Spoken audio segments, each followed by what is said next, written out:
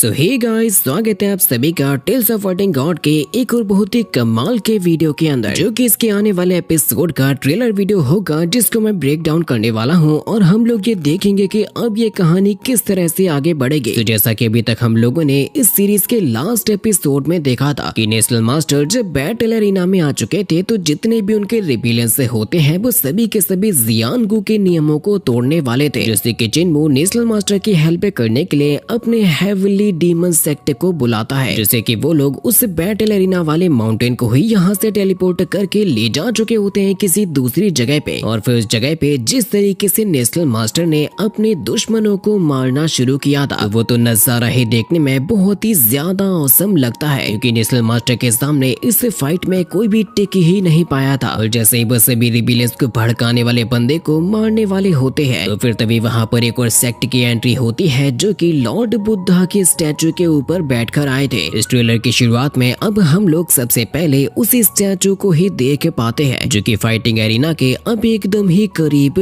आ चुका था, जिनको असल में यहाँ पर लेकर आए होते हैं रूलाई सेक्ट के लोग। रूलाई सेक्ट थंडर क्लैपिंग सेक्ट का फाउंडेशन होता है, जो लोग ऑलरेडी यानकांग से फाइट करने के लिए अपने डिसाइपल्स को भेज चुके थे। सेक्ट मास्टर अब जैसे ही आगे बढ़ने लगता है, तो वहाँ पर अब सामने आ चुके होते हैं ड्यूक वे, जो कि ये कहते हैं कि रूलाई आगे बढ़ने की कोशिश मत करना, वरना हमारी यानकांग की आर्मी तुम्हें मिलकर मार देगी। वाकई में अब यानकांग के काफी हाई जनरल से इकट्ठा हो जाते हैं, और अब क्योंकि यहाँ पर ओल्ड रूलाई आ चुके थे, तो जितने भी रिबेलियंस से होते हैं कि क्यों ना हम लोग मिलकर इस खतरनाक आदमी यानी कि नेशनल मास्टर को जान से मार दे, क्योंकि यह हमारी दुनिया और हमारे सेक्ट के लिए बहुत ही बड़ा खतरा बन चुका है। जहाँ पर साथ ही साथ हमें ओल्ड रूलाई का फेस भी दिखाया जाता है, जो कि देखकर लग रहा था कि ये बंदा ग्रैंडपा माँ के सेक्ट का लीडर होगा। जिस मोमेंट पर अब तभी रिबेलियन मास्टर नेशनल मास्टर से ये कहने लग जाता है कि तुम इतने सालों से अपने आप को छुपाते आ रहे थे, तुमने सभी को अंधेरे में रखा, लेकिन अपनी मुहिम को लगातार ही चलाते रहे, और आज तुम्हें अपने ऊपर बैठे हुए एम्परर की याद आ रही है, क्योंकि तुम ये सब कुछ उन्हीं के नाम पर ही तो करते हो। क्या तुम ये जानते हो कि लिंग फैमिली, जो कि यानकांग की रॉयल फैमिली है, उनको भी प्रॉब्लम्स का सामना करना पड़ता है, जिसका कारण कोई और नहीं बल्कि सिर्फ और सिर्फ तुम हो। तुम्हें क्या लगता है तुम्हारे सेक्ट के अंदर कोई भी तुम पर नजर नहीं रखता होगा, जबकि सच्चाई तो ये है कि एक नहीं बल्कि कई सारे ऐसे लोग हैं जो कि तुम्हें निशाना बनाकर बैठे हैं, और यही रीजन है आज तुम्हारे सामने तुम्हारे इतने ज्यादा दुश्मनों के बैठे होने का। चिनमू, उसके सभी दोस्त और उसका पूरा का पूरा सेक्ट पहले भी नेशनल मास्टर के साथ में था और आज भी उनके साथ में ही है। रिबेलियन मास्टर कह रहा था कि तुमने जिस किसी को भी बर्बाद किया है, उसे कभी भी आगे ले जाने की कोशिश भी नहीं की, ना तो कभी उनको आगे ले जाते हो और ना ही कभी उसके बारे में सोचते हो। जिसके साथ ही साथ हमें कुछ और भी चीजें दिखाई जा रही थी, जैसे कि काफी बड़े दरवाजे के सामने रखा हुआ एक कॉफिन। अब उसके अंदर कौन है या फिर वो किसके लिए रखा है, ये जानने के लिए चैनल को पहले तो सब्सक्राइब कर दो, क्योंकि फिर हम लोग इसके जस्ट अगले ही सीन के अंदर अब देख पाते हैं नेशनल मास्टर के पास में ड्यूक वे को, और ये दोनों तभी साथ में होते हैं जब बहुत ही ज्यादा जरूरी बात की जा रही हो, और ड्यूक वे उनको एक